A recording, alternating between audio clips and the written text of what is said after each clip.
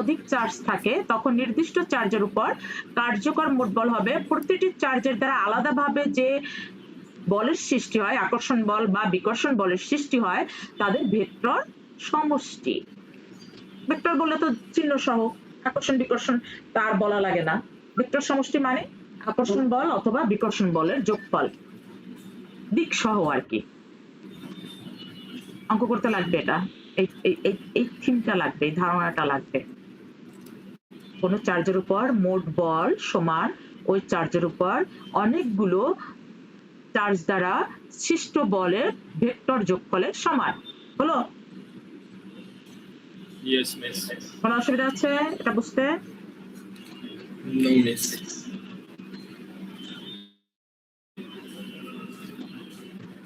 এখন দেখো একটা অঙ্ক করা, এটা এই অঙ্কটা এই ধরনের অঙ্ক আসে বর্গক্ষেত্র বা ত্রিভুজ দিয়ে অথবা সরলরেখা দিয়ে, সরলরেখা দিয়েও লাগবে, পরে শেখাবো, অথবা নিজেও পারবে মনে হয়।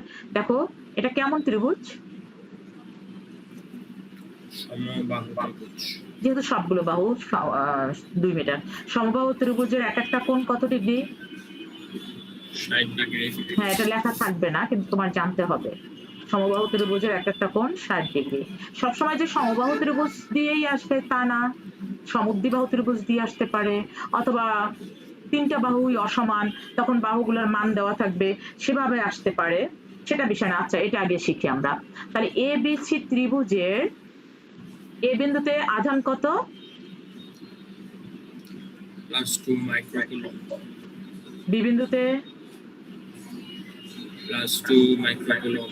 সি বিন্দুতে? -2 মাইক্রোকুলম।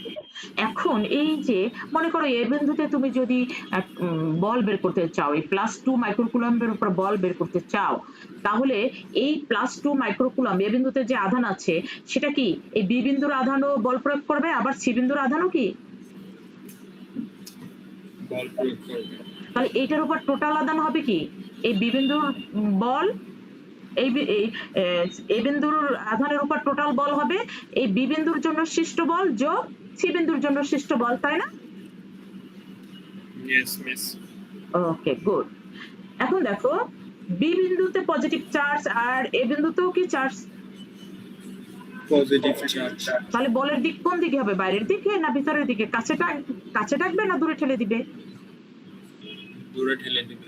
গুড, মানে এই বাইরের দিকে হবে। দিক হবে বি থেকে এ বরাবর, বি এ বরাবর। কোন দিকে হবে? বি এ বরাবর বাইরের দিকে। কোন দিকে হবে? বি এ বরাবর বাইরের দিকে।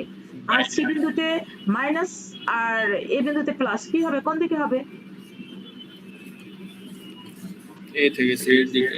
এ সি বরাবর ভিতরের দিকে, মানে এ থেকে সি কাছে টানবে, তাহলে এ থেকে সি এর দিকে। তো বুঝছো, এখন তো তুমি অঙ্ক পারবে, তাহলে এই অঙ্ক পারবে, মানে ওই অঙ্কটা। এখন বি বিন্দু দুইটা তো চার্জ যেহেতু মিস সমান নিয়ে আসলো, তাহলে মিস ওটা যদি বাইরের দিকে যায় তাহলে তো মিস নিচের দিকেও তো মিস বাইরে হয়ে গেল নাকি? এই যে দেখো এ থেকে বি এর দিকেও তো যেতে পারতো। এ থেকে বি এর দিকে? ও না না না না, আমি তো এটা তো প্লাস, এটা প্লাস বিকর্ষণ করবে, দূরে ঠেলে দিবে। আমি তো এ বিন্দুতে বল বের করছি, কোথায় বের করছি? এ বিন্দুতে। তাহলে এ বিন্দুর চার্জটা কি হবে সেটা দেখবো, বি বিন্দুর ব্যাপার না। এ বিন্দুর চার্জটা বাইরে দৌড়াবে না ভিতরে দৌড়াবে সেটা দেখবো। এ বিন্দুতে বল বের করবো, বুঝলে? Yes miss. আমি কোন বিন্দুর বল বের করবো? এ বিন্দুর। আবার যদি বি বিন্দুর চিন্তা করি তখন আবার ভিন্ন, সেভাবে চিন্তা করবো। বি বিন্দুর চার্জটা কোথায় যাবে সেটা দেখবো। আচ্ছা, তাহলে বি চার্জের কারণে এ বিন্দুতে বিকর্ষণ বল, কেমন বল? বিকর্ষণ বল। তাহলে কুলম্বের সূত্র অনুসারে Q1 Q2 by R square, Q1 মানে QA, Q2 মানে QB বাই আর স্কয়ার, আর কত? 2 মিটার। তাহলে কি এই এ বি বিন্দুর চার্জের কারণে এ বিন্দুতে বল বের করা সম্ভব? Yes miss. ত্রিভুজটা আঁকো। বি চার্জের জন্য, বি বিন্দুতে চার্জের জন্য এ বিন্দুতে বল, বিকর্ষণ না লিখলেও চলবে, লেখো, বা বিকর্ষণ বল বা বল লেখো। মিস বি চার্জের কারণে এতে বিকর্ষণ বল। বি বিন্দুতে চার্জের জন্য এ বিন্দুতে বল, এভাবে লিখলেও হবে। বি বিন্দুতে চার্জের জন্য এ বিন্দুতে বল, অথবা এভাবে লিখলেও হবে, একভাবে লিখলেই হলো, বুঝতে পারলেই হলো। লেখো। ত্রিভুজ আঁকছো? Yes miss. মাইক্রো দিয়ে অঙ্ক করা যাবে না, মাইক্রো দিয়ে অঙ্ক করা যাবে না। কুলম দিয়ে করতে হবে। মাইক্রো কুলম মানে হলো 10 to the power minus 6। Good. তাহলে 2 মাইক্রো কুলম, এটাকে কুলম করে নিতে হবে, 2 into 10 to the power minus 6 coulomb. দেখছো মান বসানোর সময় কি বসে দেবে, 2 into 10 to the power minus 6। আলাদা করে তার লেখার দরকার নেই, সরাসরি মনে তো থাকবে না যে 2 into 10 to the power minus 6 বসাইতে হবে। Yes miss. হ্যাঁ, তাহলে কত আসে দেখো তো রেজাল্ট। 0.009 নিউটন। 0.009 মানে 9 into 10 to the power minus 3 Newton, এই তো। Yes miss. আচ্ছা, এই বলটা কোন দিকে, বি এ বরাবর, বি এ বরাবর বাইরের দিকে, বি এ বরাবর বাইরের দিকে হলো। বাইরে। এরপরে ইয়েস সি সি বিন্দুতে চার্জের কারণে এ বিন্দুতে বল একইভাবে বের করো। এই চার্জের মান সবসময় যে সমান থাকবে তা না, ভিন্ন ভিন্ন থাকবে। এখন সমান আছে, তুমি সেভাবে যেটা আছে সেটা করো।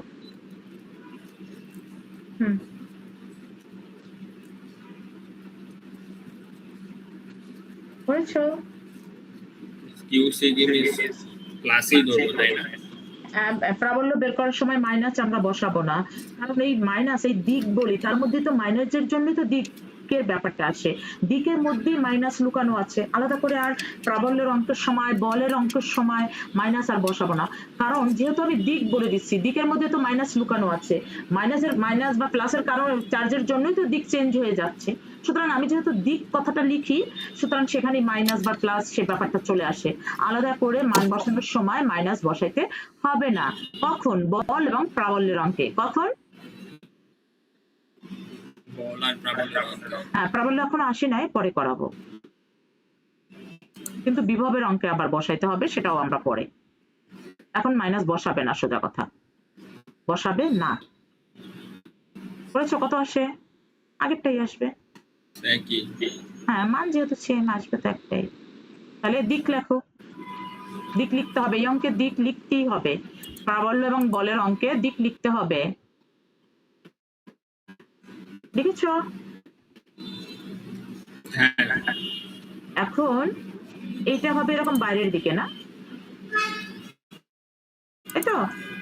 আর এটা হবে এদিকে, Yes, এরকম miss. তীর চিহ্ন দিবে, এরকম চিত্রটা বর্ধিত করে দাও, বিয়ে বাহুটা বর্ধিত করে দাও, মানে সোজা রেখা, বাঁকা রেখা না, আমারটা একটু বাঁকা হয়েছে, বাঁকা রেখা না, সোজা রেখা দাও, তীর চিহ্ন দিয়ে দেখাও। দিয়েছ? এই তীর চিহ্ন ঠিকঠাক মতো দিতে হবে। Yes, miss. এখন বলো এই কোনটা কত, আমাকে বলো।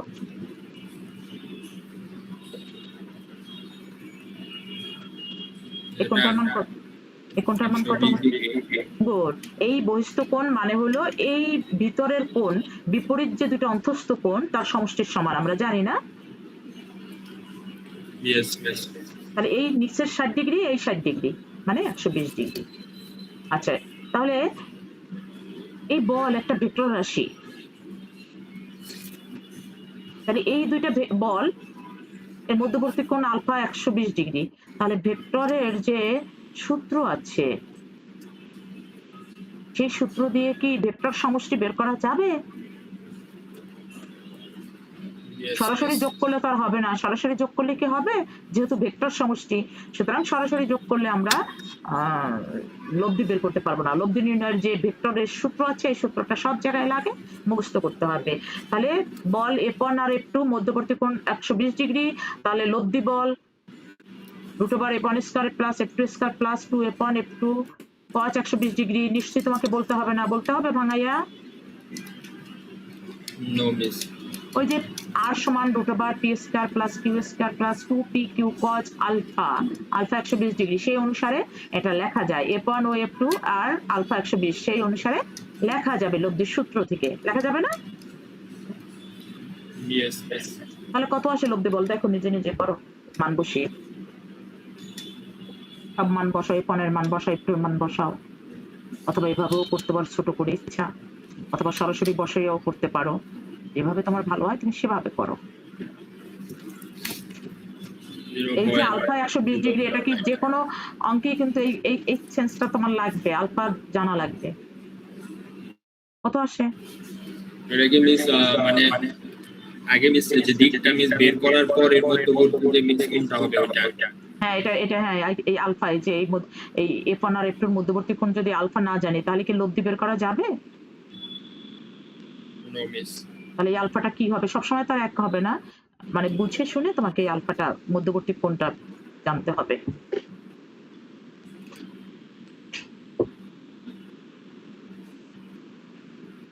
তাহলে মান বের হলো? Yes miss.